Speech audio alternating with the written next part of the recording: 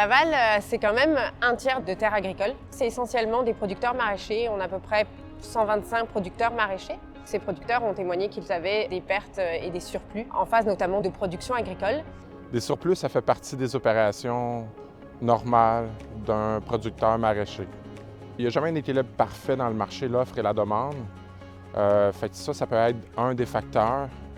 Le facteur suivant, ça peut être la température, les maladies. C'est des choses qu'on doit composer tout le temps. À partir de ce constat-là, on s'est dit, OK, il y a peut-être quelque chose à faire, il y a peut-être un projet à mener. On a des pertes et des surplus agricoles. Comment est-ce qu'on peut aller leur trouver un usage? Donc on s'est dit, c'est là l'enjeu auquel on veut répondre. Donc on a fait nos petites recherches et puis on s'est rendu compte qu'il y avait déjà Arrivage qui faisait ce lien. Il y a eu différents organismes, des CHSLD, des centres communautaires, des garderies, il y a eu une épicerie, il y a eu les fraises, il y a eu de la patate douce qui a été livrée.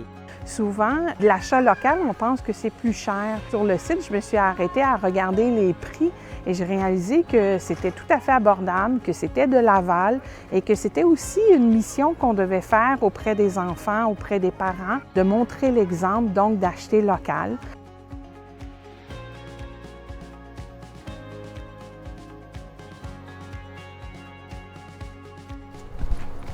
Non, j'aime vraiment l'agriculture. Pour vrai, c'est un de mes volets préférés ici parce qu'on a deux volets.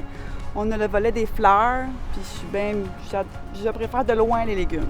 Ça rejoint mes valeurs de la santé, puis la nutrition, le bien-être. Des beaux et des bons, puis c'est des produits frais, locaux, pas de transport, moins de pollution pour tout le monde. Moi, je suis satisfait aussi. Ce qui m'embête, c'est la livraison à Montréal. Souvent, quand on se fait dire que c'est des surplus, on pense qu'on va avoir les vieux légumes moches, mais non, aujourd'hui, j'ai été agréablement surpris. Les choux-fleurs qu'on a reçus sont magnifiques, les romanesco sont sont très beaux et de bonne qualité. Bien, c'est une super opportunité, là, déjà, d'avoir une proximité avec nos fournisseurs, c'est rare, là, de pouvoir ne pas avoir d'intermédiaire aussi, de pouvoir discuter des produits si on veut. Puis bon, c'est à côté, ça réduit les transports, je veux dire, c'est bénéfique pour tout le monde, donc on est super contents. En plus, c'est les surplus, on évite le gaspillage, nous, on économise, en gagnant sur toute la ligne.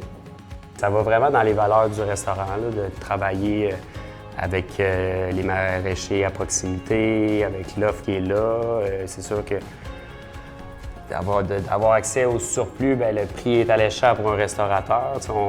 Vu qu'on fait beaucoup de conservation, tout le côté récupération, pas de gaspillage alimentaire, ça, on est très sensible à ça aussi.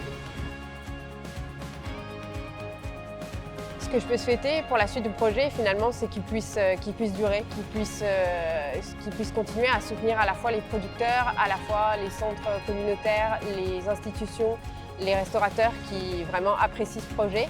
Il a tout son sens finalement, que ce soit d'un point de vue environnemental, social ou économique. En fait, c'est ça qui me plaît, c'est que tout le monde est content et finalement, on a moins de pertes et on a moins de surplus. Ça finit dans les assiettes, ça fait sourire tout le monde, c'est ce qui compte.